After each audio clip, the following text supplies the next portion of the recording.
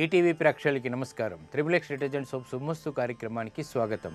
ఈనాడు శుభమస్తు కార్యక్రమంలోని గ్రహఫల మంచంలో గ్రహాల యొక్క స్థితిగతులు, వాటి యొక్క శుభాశుభ ఫలితాల గురించి పరిశీలిద్దాం. అలాగే ఈరోజు 12 రాసుల వారికి ఏ సంఖ్యలు కలిసి వస్తాయి, రంగుల యొక్క దిక్కుల యొక్క ప్రాధాన్యత, ఏ దేవతల్ని పూజించాలి, ఏ కార్యక్రమాలు ఏ రాసుల వారు చేపట్టాలి అనేటువంటి అంశాలతో పాటు సాయిబాబా మందిర సందర్శనంలో ఎటువంటి నియమాలు పాటించాలి అనేటువంటి అంశాన్ని ఈనాటి ఆంతర్యంలో పరిశీలిద్దాం. శ్రీ నందననామ సంవత్సరం, కార్తీక మాసం, దక్షిణాయనం, శరదృతువు.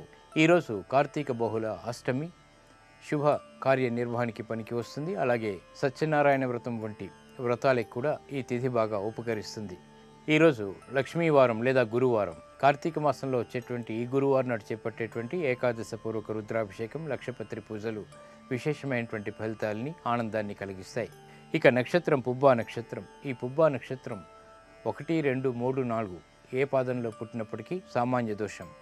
ఈ దోష నివృత్తికై ఏకాదశ పూర్వక రుద్రాభిషేకం, నక్షత్ర జపం బాగా ఉపకరిస్తాయి.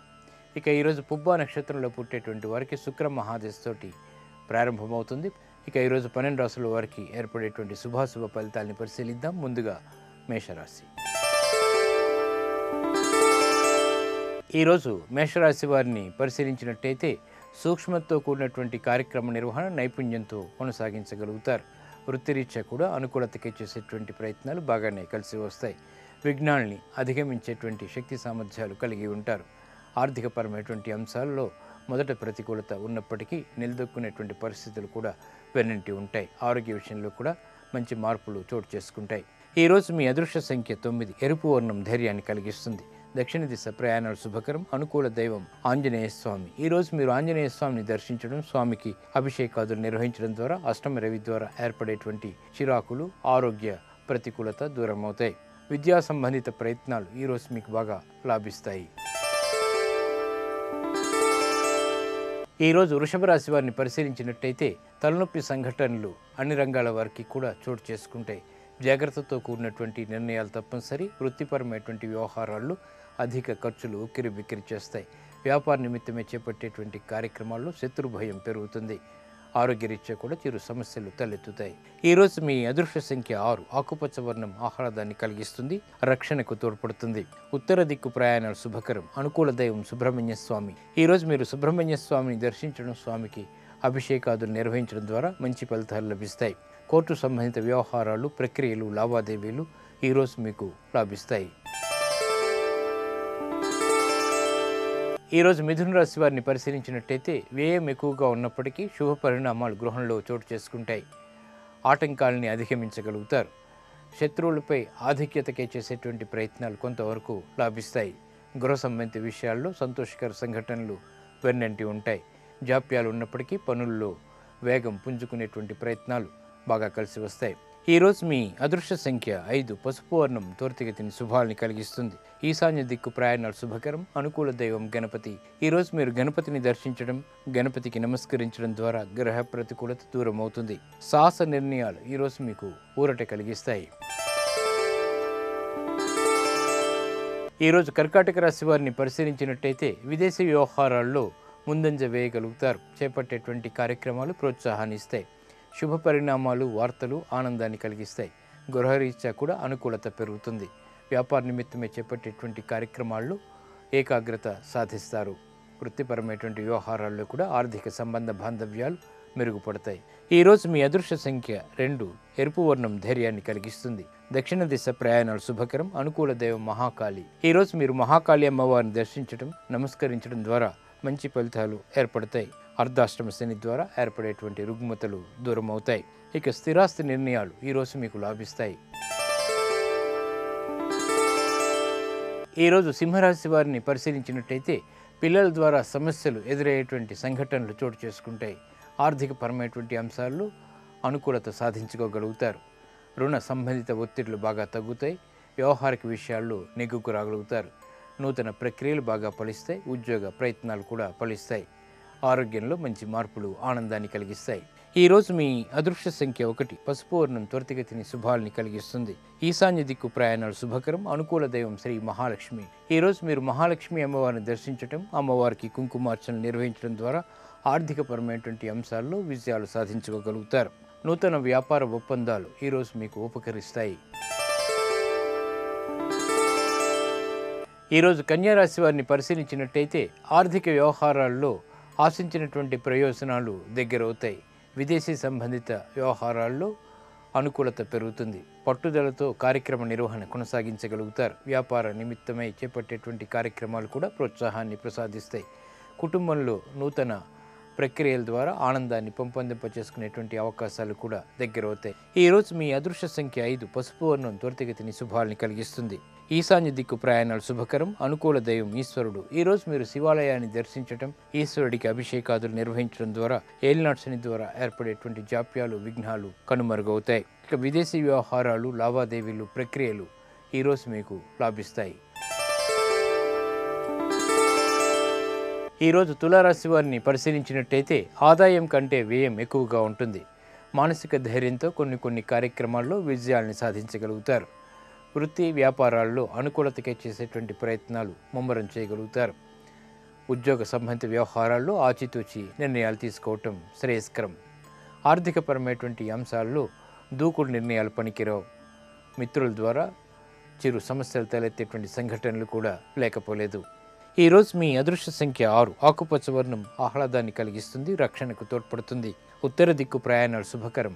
అనుకూల దైవం ఈశ్వరుడు. ఈరోజు మీరు శివాలయాన్ని దర్శించటం, ఈశ్వరుడికి అభిషేకాదులు నిర్వహించడం ద్వారా ఏలినాటి శని ద్వారా అష్టమ బృహస్పతి ద్వారా ఏర్పడేటువంటి ప్రతికూలత దూరం అవుతుంది. ఇక స్థిరాస్తి విక్రయాలు వంటివి ఈరోజు మీకు ఉపకరిస్తాయి. ఈరోజు వృశ్చిక రాశి వారిని పరిశీలించినట్టయితే ఆధిక్యతతో కార్యక్రమ నిర్వహణ కొనసాగించగలుగుతారు. ఇతరుల కంటే మీదే పై చేయి కావడంతో ప్రోత్సాహం పెరుగుతుంది. వ్యాపార నిమిత్తమై ఆర్థికపరమైనటువంటి ప్రయత్నాలు బాగా కలిసి వస్తాయి. వ్యవహారాల్లో కూడా నెగ్గుకు రాగలుగుతారు. శుభ పరిణామాలు వృత్తిరీత్యా చోటు చేసుకుంటాయి. ఈరోజు మీ అదృష్ట సంఖ్య 9. ఎరుపు వర్ణం ధైర్యాన్ని కలిగిస్తుంది. దక్షిణ దిశ ప్రయాణాలు శుభకరం. అనుకూల దైవం ఆంజనేయ స్వామి. ఈరోజు మీరు ఆంజనేయ స్వామిని దర్శించడం, స్వామికి నమస్కరించడం ద్వారా కార్యాల్లో విజయాలు త్వరితగతిని పెంపొందింప చేసుకోగలుగుతారు. ఉద్యోగ సంబంధిత ప్రయత్నాలు ఈరోజు మీకు కలిసి వస్తాయి. ఈరోజు ధనుస్సు రాశి వారిని పరిశీలించినట్లయితే మిత్రులతో శత్రుత్వం పెరుగుతుంది. చేపట్టేటువంటి కార్యక్రమాలపై విఘ్నాలు కొనసాగుతాయి. వృత్తిపరమైనటువంటి వ్యాపార సంబంధిత వ్యవహారాల్లో ఆచితూచి నిర్ణయాలు తీసుకోవాలి. గతంలో కంటే మెరుగైనటువంటి పరిస్థితులు గృహరీత్యా ఏర్పడినప్పటికీ సందిగ్ధతతో కూడినటువంటి నిర్ణయాల ద్వారా సమస్యలు ఏర్పడతాయి. ఉద్యోగ సంబంధిత విషయాల్లో కూడా ఆచితూచి నిర్ణయాలు తీసుకోవాలి. ఆరోగ్య విషయంలో చిరు సమస్యలు ఏర్పడతాయి. ఈరోజు మీ అదృష్ట సంఖ్య 3. పసుపు వర్ణం త్వరితగతిని శుభాల్ని కలిగిస్తుంది. ఈశాన్య దిక్కు ప్రయాణాలు శుభకరం. అనుకూల దైవం లక్ష్మీ నరసింహస్వామి. ఈరోజు మీరు లక్ష్మీ నరసింహస్వామిని దర్శించడం, స్వామికి అభిషేకాదులు నిర్వహించడం వంటి కార్యక్రమాల ద్వారా గ్రహ ప్రతికూలత దూరం అవుతుంది. ఆనందకర సంఘటనలు చోటు చేసుకుంటాయి. విదేశీ సంబంధిత ప్రక్రియలు, లావాదేవీలు ఈరోజు మీకు లాభిస్తాయి. ఈరోజు మకర రాశి వారిని పరిశీలించినట్టయితే ఉద్యోగరీత్యా చేపట్టేటువంటి కార్యక్రమాల్లో ఆశించినటువంటి ప్రయోజనాలు పొందగలుగుతారు. నూతన ఉత్సాహం అన్ని రంగాల వారికి కూడా ఏర్పడుతుంది. మానసిక ధైర్యం పెరుగుతుంది. చేపట్టేటువంటి కార్యక్రమాలపై ఆత్మవిశ్వాసం పెంపొందింప చేసుకోగలుగుతారు. విద్యా సంబంధిత విషయాలు రాణిస్తాయి. వృత్తి వ్యవహారాల్లో కూడా ఆర్థికపరమైనటువంటి అంశాల్లో ముందంజ వేయగలుగుతారు. ఈరోజు మీ అదృష్ట సంఖ్య 5. తెలుపు వర్ణం ప్రశాంతతని పెంచుతుంది. తూర్పు దిక్కు ప్రయాణాలు శుభకరం. అనుకూల దైవం మహాకాళి. ఈరోజు మీరు మహాకాళి అమ్మవారిని దర్శించడం, నమస్కరించడం ద్వారా ఆనందకర సంఘటనలు గృహంలో చోటు చేసుకుంటాయి. నూతన వస్తువుల కొనుగోలు వంటివి ఈరోజు మీకు లాభిస్తాయి. ఈరోజు కుంభరాశి వారిని పరిశీలించినట్టయితే స్నేహితుల ద్వారా లబ్ధిని పెంపొందింప చేసుకోగలుగుతారు. భాగస్వాములతో మైత్రి కొనసాగుతుంది. ఆర్థికపరమైనటువంటి అంశాలు బాగానే కలిసి వస్తాయి. వృత్తిపరమైనటువంటి వ్యవహారాల్లో ఏర్పడినటువంటి విభేదాలకి స్వస్తి చెప్పగలుగుతారు. అన్ని రంగాల వారికి కూడా ఆర్థికపరమైనటువంటి అంశాలు బాగానే కలిసి వస్తాయి. ఈరోజు మీ అదృష్ట సంఖ్య 6. ఎరుపు వర్ణం ధైర్యాన్ని కలిగిస్తుంది. దక్షిణ దిశ ప్రయాణాలు శుభకరం. అనుకూల దైవం మహాలక్ష్మి. ఈరోజు మీరు మహాలక్ష్మి అమ్మవారిని దర్శించడం, అమ్మవారికి కుంకుమార్చన నిర్వహించడం ద్వారా ఆర్థిక సంబంధిత వ్యవహారాలు లాభిస్తాయి. నూతన వ్యాపార ఒప్పందాలు ఈరోజు మీకు అనుకూలం.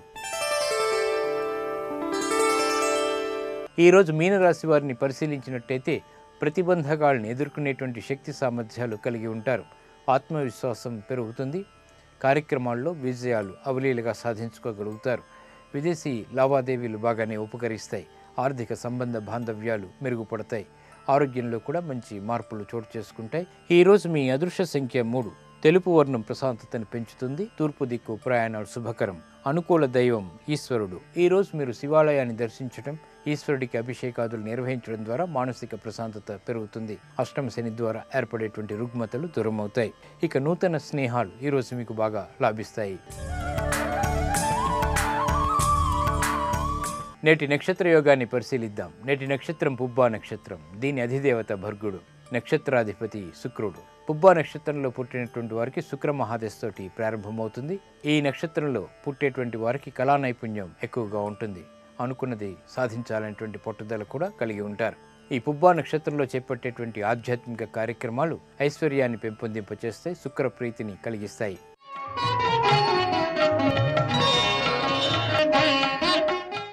పవిత్రమైనటువంటి ప్రదేశాలని సందర్శించేటప్పుడు కొన్ని నియమాలు పాటించడం ద్వారా మంచి ఫలితాలు ఏర్పడుతుంటాయి. సాయిబాబా మందిర సందర్శనం మంచి శుభయోగాన్ని కలిగిస్తుంది. మరి ఈ సందర్శనంలో ఎటువంటి నియమాలు పాటించాలో పరిశీలిద్దాం. షిరిడి సాయిబాబా మందిరాన్ని సందర్శన చేసేటప్పుడు కొన్ని నియమాలు పాటించడం ద్వారా మంచి ఫలితాలు ఏర్పడతాయి. పాద ప్రక్షాళన తర్వాత సాయి మందిరానికి 1 లేదా 3 ప్రదక్షిణలు చేయడం చాలా ఉత్తమం. ఆ తర్వాత ధునికి నమస్కరించి ధుని చుట్టూ 6 ప్రదక్షిణలు చేసినట్టయితే మంచి ఫలితం ఉంటుంది.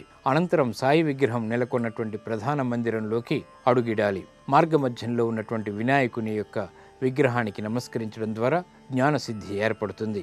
ఓం సాయి, శ్రీ సాయి, జయ జయ సాయి అనేటువంటి సాయి జయోక్తిని జపిస్తూ ముకులిత హస్తాలతో మందిరంలోకి ప్రవేశించడం ద్వారా ఏకాగ్రత ద్వారా స్వామిని దర్శించడం ఏర్పడుతుంది.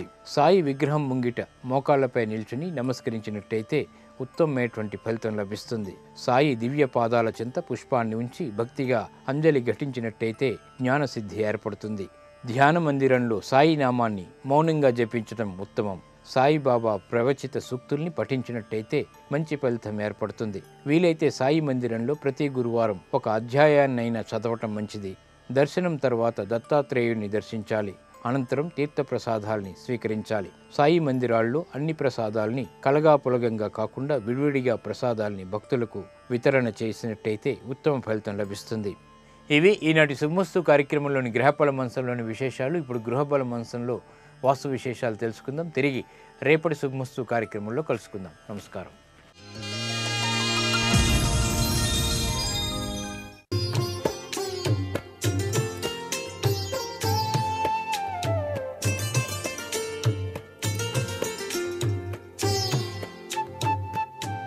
ట్రిపుల్ ఎక్స్ డిటర్జెంట్ సోప్ శుభమస్తు కార్యక్రమంలో గృహబలం అంశానికి స్వాగతం. నిర్మాణం చేయాలి అనేటువంటి సంకల్ప సిద్ధి గట్టిగా మనసులో కలిగి ఒకచోట చక్కటి భూమిని వాస్తుశాస్త్రరీత్యా కొనుగోలు చేసి ఆ నిర్మాణాన్ని ప్రారంభించి ఇక కట్టడం చేస్తూ ఉన్నటువంటి సందర్భంలో ఆ నిర్మాణం ఆర్థిక పరిస్థితుల మూలకంగానో లేక కొన్ని ఉపద్రవాలు సంభవించి కట్టడం ఆగిపోవటం లాంటి సంఘటనలు జరుగుతూ ఉన్నాయి చాలామంది విషయంలో. ఇలా ఆగిపోయిన కట్టడములు ఎందుచేత జరుగుతున్నాయి అని చెప్పేసి ఒకసారి కనుక మనం పరిశీలించినట్లయితే ఒక స్థలాన్ని ఎంపిక చేసుకునేటువంటి విధి విధానంలో ఆ యజమాని యొక్క పేరు ఆ స్థలానికి ఉన్నటువంటి దిశ సరిపోయిందా లేదా అని చెప్పేసి ముఖ్యంగా చూడాలి.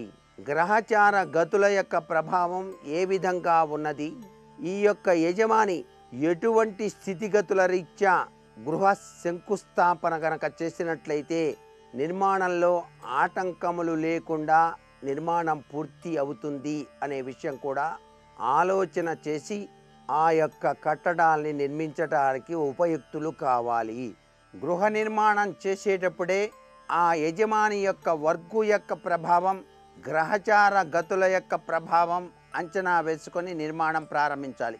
సహజ సిద్ధంగా నూతన గృహ నిర్మాణ సమయంలో నిర్మించేటువంటి గృహానికి పడమర, దక్షిణ, నైరుతి దిశలలో నివాసం కనుక ఉన్నట్లయితే గృహము కట్టుబడి త్వరగానే పూర్తి అవ్వటానికి ఆస్కారం ఉంది. నూతన గృహ నిర్మాణ సమయంలో నిర్మించేటువంటి గృహానికి తూర్పు, ఉత్తర, ఈశాన్య దిశలలో నివాసం గనక ఉన్నట్లయితే ఆ ఇళ్ళు త్వరగా నిర్మించబడక పనులు కుంటుపడటానికి ఆస్కారం అధికంగా కనిపిస్తుంది సుమా. దోష నివృత్తికి గాను నిర్మించు నైరుతి ఉపగృహ నిర్మాణములో కాలయాపన జరిగిన ప్రాణాంతక పరిణామాలని కూడా ఎదుర్కోవాల్సి వస్తుంది అనే విషయం గుర్తెరగాలి. నూతనంగా నిర్మించుచున్న పునాదులకు తూర్పు, ఉత్తర, ఈశాన్య దిశలలో మెరకలు, ఇటుక బట్టీలు, రాళ్ళు తదితర బరువులు గనక ఉన్నట్లయితే నష్టాలు కలగటానికి ఆస్కారం ఉంది సుమా. నూతనంగా నిర్మించేటువంటి గృహానికి పశ్చిమ, దక్షిణ, నైరుతి, వాయవ్య, ఆగ్నేయాలలో నూతులు మిగుల పల్లముగా ఉన్నట్లయితే ధన, మాన, ప్రాణ నష్టాలు కలగటానికి ఆస్కారం ఉంది సుమా.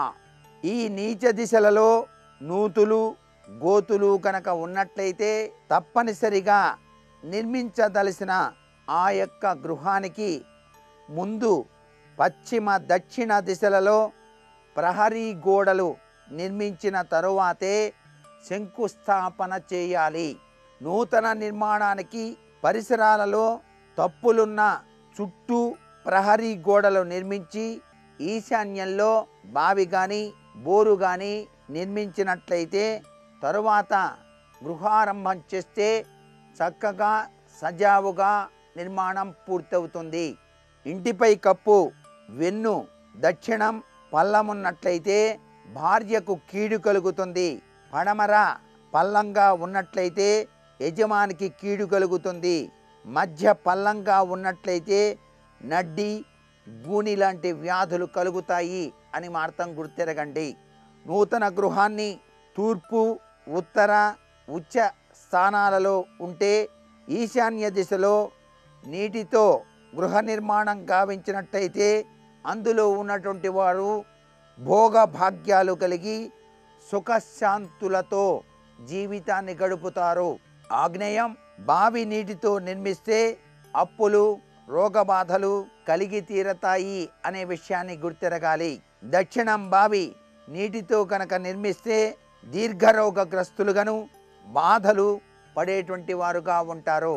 నైరుతి బావి నీటితో ఇళ్ళు నిర్మాణం గనక చేస్తే కొట్లాటలు, గ్రామ కక్షలకు గురి అయ్యే సూచనలుంటాయి.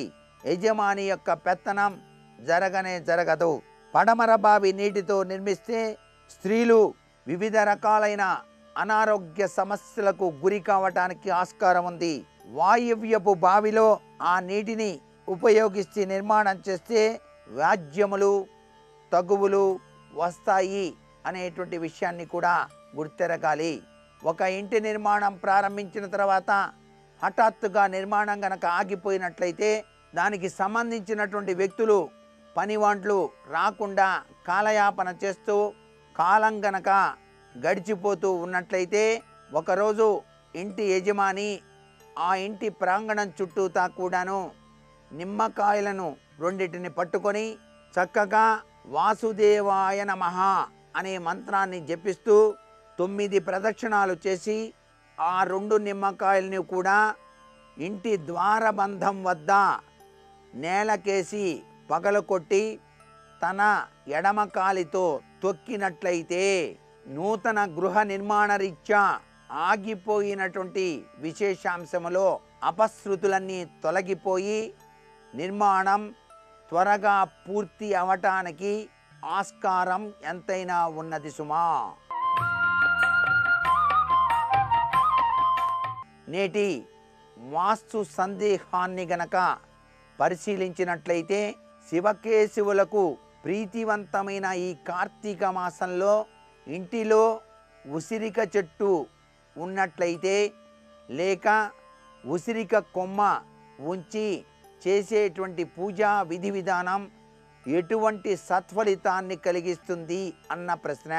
ఉసిరి పత్రిలో కానీ ఫలాలతో కానీ దేవతా పూజ చేసేటువంటి వారికి ముత్యాలతోనూ మాణిక్యాలతోనూ బంగారంతోనూ ఆరాధించినటువంటి ఫలం ప్రాప్తిస్తుంది.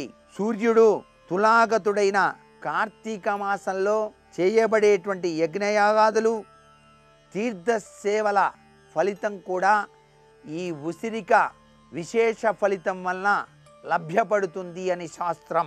సమస్త దేవతలు మునులు కూడా కార్తీక మాసంలో ఉసిరిక చెట్టును ఆశ్రయించుకొని ఉంటారు అని కదా శాస్త్రం. కార్తీక మాసంలో ఎవరైతే ఉసిరి చెట్టు నీడన భోజనం చేస్తారో వారి యొక్క సంవత్సర దోషం కూడాను తొలగిపోతుంది. ఉసిరి నీడన విష్ణు పూజ కనుక ఆచరించినట్లయితే అన్ని విష్ణు క్షేత్రాల్లోని శ్రీహరిని ఆరాధించినటువంటి పుణ్యం కూడా కలుగుతుంది. ఉసిరిక వలన చేసే పూజ సత్వర ఫలితాన్ని ప్రసాదిస్తుంది. మరికొన్ని ముఖ్య విషయాలు మన్నాడు చెప్పుకుందామా? మరి సర్వే జనా సుఖినో భవంతు.